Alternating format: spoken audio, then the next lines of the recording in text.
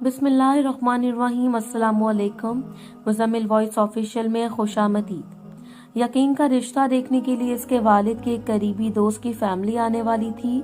जब इसकी फूफो को पता चला तो इन्होंने इसी वक्त भाई को कॉल करके कह दिया कि मैंने आपको कहा था यकीन हमारी बेटी है, अपने दोस्त को मना कर दें, वो रिश्ते के लिए हरगिज ना आए। यकीन की फूफो अपने तहकुमाना रवैये और सख्त लहजे की वजह से पूरे खानदान में मारूफ थी। यकीन के वालिद ने भी आपा की बात सुनकर हाँ कह दी और दोस्त को कह दिया कि आप अपना घर जाएं, जब चाहें आएं, लेकिन बेटी के रिश्ते के लिए ना आएं। हम आपा की मर्जी के खिलाफ कुछ नहीं कर सकते।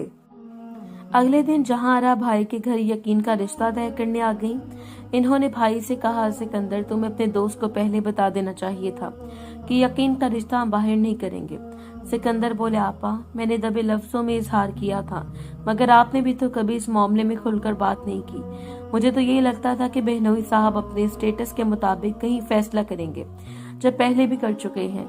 जहांआरा बोली, इस वक्त बात मुख्तलिफ थी, बेटे की अपनी ख्वाहिश भी वही थी, हम मजबूर थे। अब जब अपनी बेटी है तो पराए घर क्यों जाऊं? हमारी सगी बेटी ना सही, यकीन भी तो हमारी बेटी है।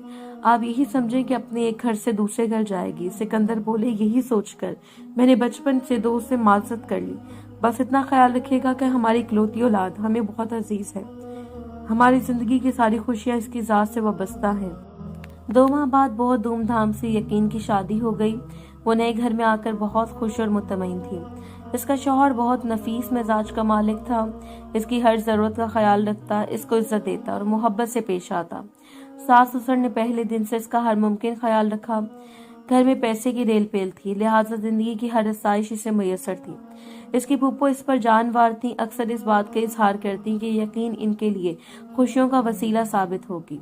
ससुर भी निहायत शफीक थे। घर के दूसरे पोर्शन में इसके जेठ की फैमिली रहती थी। इनकी शादी को 5 साल हो गए थे, मगर अभी तक औलाद नहीं थी। जब यकीन का पहला बेटा पैदा हुआ तो कई दिन तक खूब जश्न मनाया गया। बच्चा सारे घर वालों की आंख का तारा बन गया। सभी इसके नाज नखरे उठाते और इसे जमीन पर टिकने ना देते। शादी के 30 साल यकीन को अल्लाह ने बेटी से नवाजा। बेटी की पैदाइश पर जहांआरा ने सबसे ज्यादा खुशी का इजहार किया कि छोटे बेटे की फैमिली मुकम्मल हो गई है।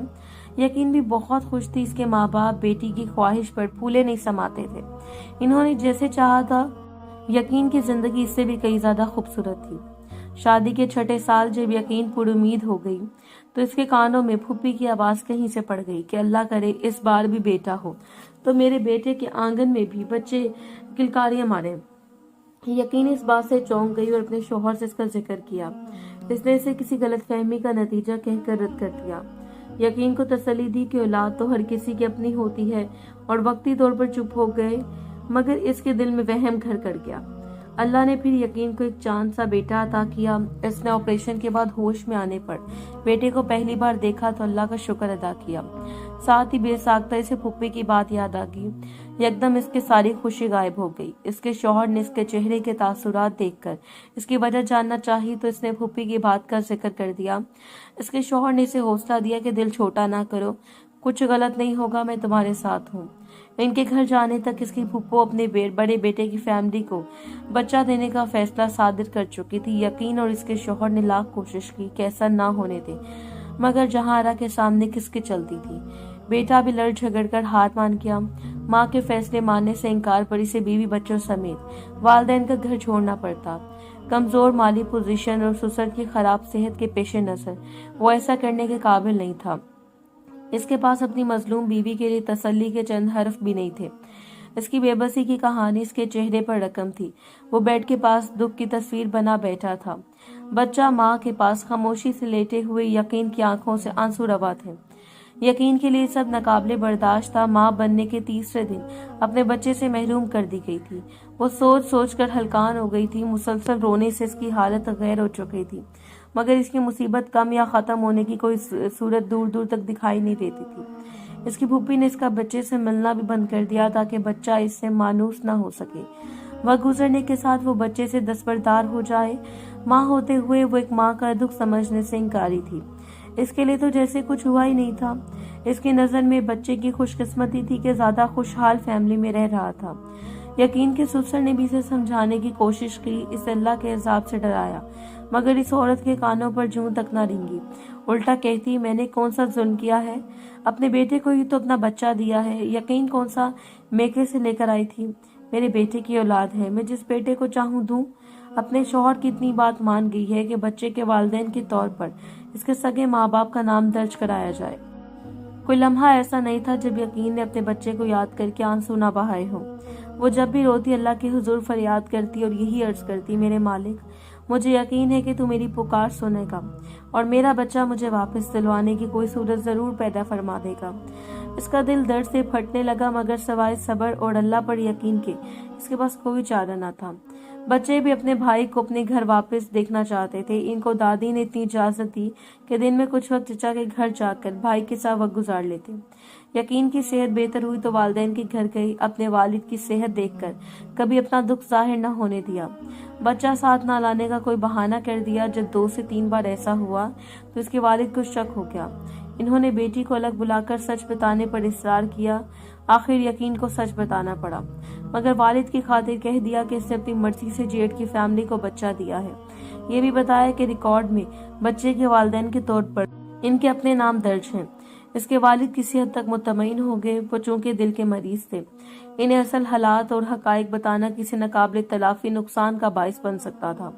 وہ کبھی نہیں چاہتی تھی کہ اپنے والد کے سامنے ان کے آپا کی اصلیت بے نقاب کرے اور انہیں اس وجہ سے کوئی صدمہ پہنچے۔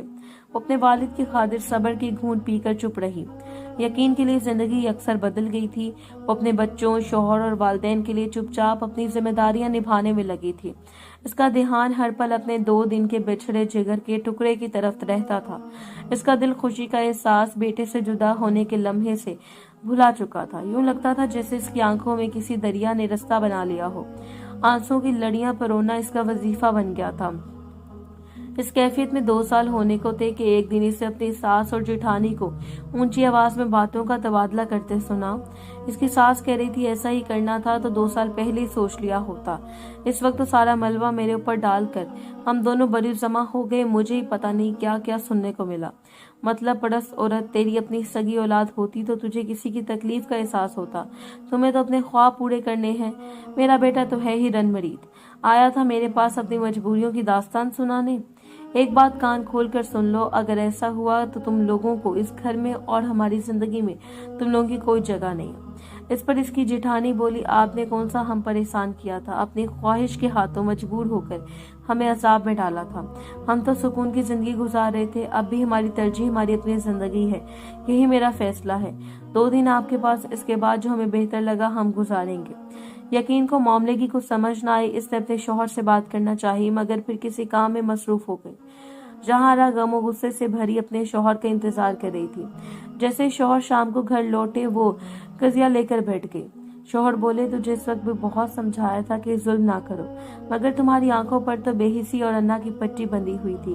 میں بھی نام نہاد سٹیٹس کی فکر میں کھل کر سامنے نہ آیا۔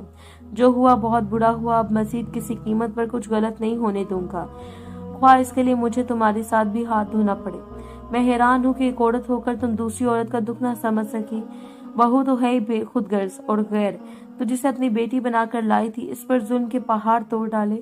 کاش تم نے میرا کہا مان لیا ہوتا تو آج یہ دن دیکھنے کو نہ ملتا۔ بہرحال میں کچھ کرتا ہوں، اب کسی معاملے میں زبان مت کھولنا۔